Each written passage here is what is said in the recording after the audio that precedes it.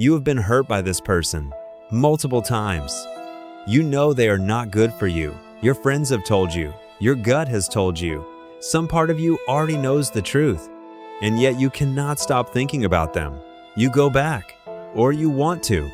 Or you spend every quiet moment replaying conversations, imagining different outcomes, waiting for a message you know you shouldn't want.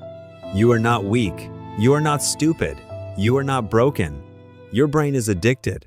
And today, I am going to show you exactly why and exactly how that addiction was built inside you without you ever agreeing to it. Let's get into it. Number 1, your brain confused pain with love on purpose. Here is something nobody tells you early enough in life. Your brain does not categorize relationships as good or bad. It categorizes them as familiar or unfamiliar. And familiar, no matter how painful, always feels safer than unfamiliar. If you grew up in an environment where love came with conditions, where affection was unpredictable, where the people closest to you were also the people who hurt you the most, your brain quietly made a decision. It decided that this is what closeness feels like. This is what love feels like. So when you meet someone who gives you the same push and pull, the same warmth followed by coldness, the same highs followed by lows, your brain does not send a warning signal. It sends a recognition signal. This feels familiar. This feels like home. And you walk straight in. Number 2, they rewired your brain with intermittent reinforcement. This is the most powerful psychological mechanism in a toxic relationship, and almost nobody knows it is happening to them while it happens. Intermittent reinforcement. It sounds clinical. What it actually means is this: sometimes they are incredible. Sometimes they are cold, distant, cruel, or simply gone. And you never know which version is coming. Psychologists discovered this pattern first in animal behavior.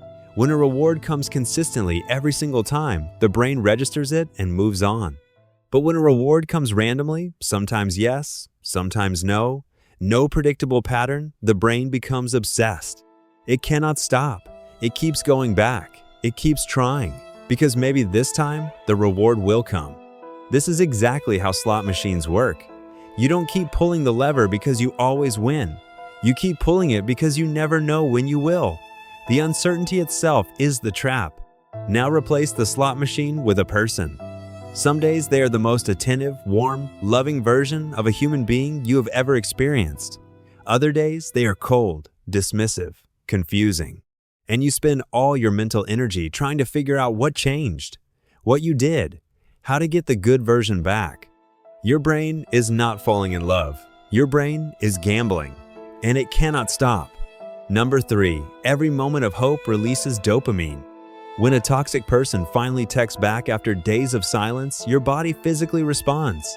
Your heart rate changes. You feel a rush, a wave of relief that is so strong it almost feels like joy. That is dopamine, the same chemical released when you win something, achieve something, taste something delicious.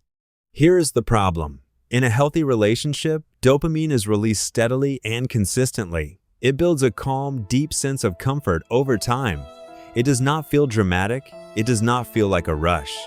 But in a toxic relationship, dopamine only comes after pain, after waiting, after rejection, after silence. Which means your brain has been trained to associate pain with the thing that eventually brings relief. The longer the pain, the bigger the dopamine hit when it finally ends. You are not addicted to the person. You are addicted to that relief, that hit, that moment when the silence finally breaks and they come back. And your brain will do almost anything to feel it again. Number 4, heartbreak activates the same brain region as physical pain. Scientists at Columbia University did something remarkable. They took people who had recently gone through painful breakups and scanned their brains while they looked at photos of the person who hurt them. The brain region that lit up was the same region that activates when you burn your hand on a stove. Not a region associated with sadness, not grief, physical pain. This is why heartbreak feels like an actual wound in your chest. It is not metaphorical. Your brain is processing the loss of a person the same way it processes the loss of a limb. The ache is neurologically real.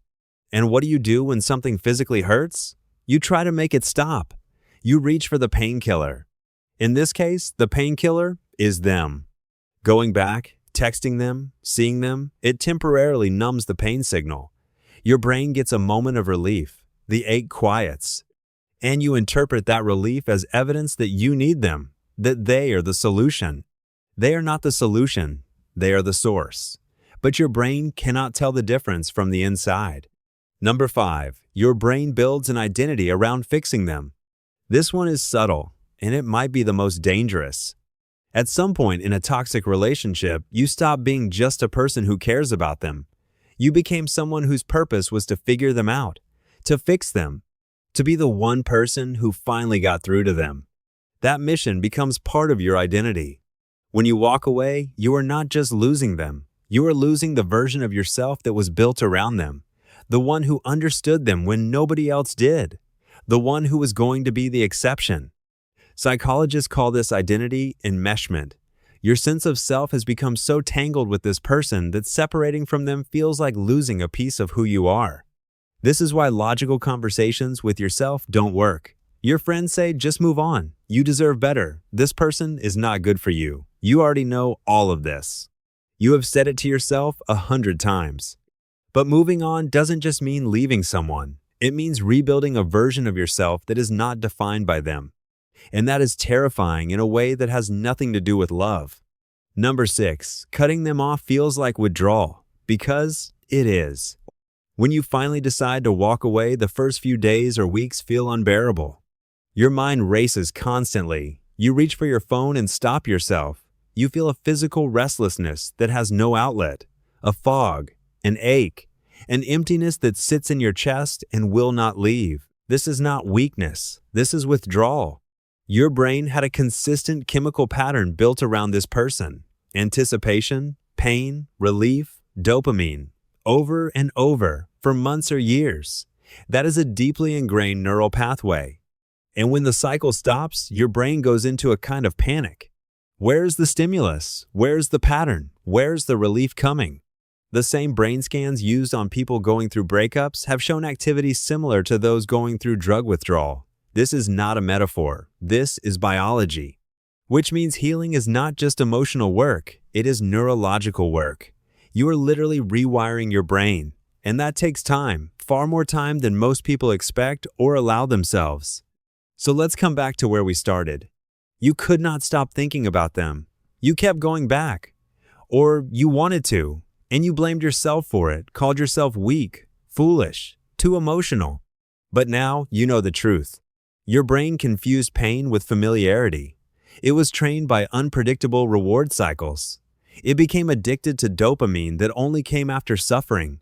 It registered their absence as physical pain.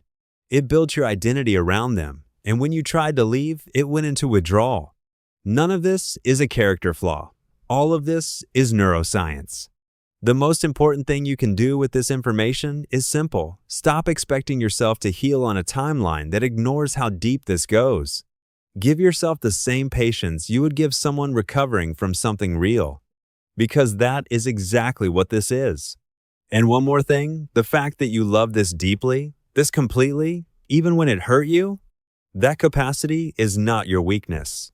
One day, in the right place, with the right person, that exact same capacity is going to be your greatest strength. Which part of this hit the hardest for you? Tell me in the comments, because I genuinely want to know.